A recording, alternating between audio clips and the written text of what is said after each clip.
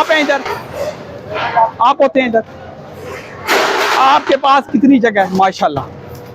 अगर ये काम अंदर होगा, बाहर आसानी पैदा होगी, लोगों को रास्ता भी मिलेगा, रुकावट भी नहीं पैदा होगी। आपके काम में भी हद नहीं होगा।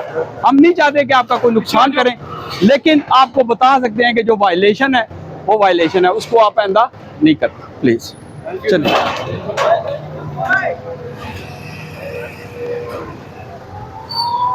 चलिए पीछे हो जाए।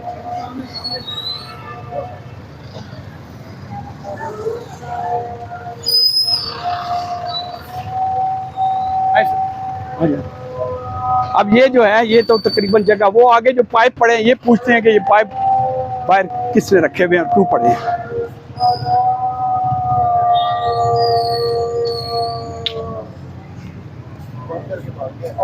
हाँ जी, ये पाइप जो है ये किसके हैं यार? इधर आ जाए, जरा बुलाएं इनको, इधर आ जाओ यार।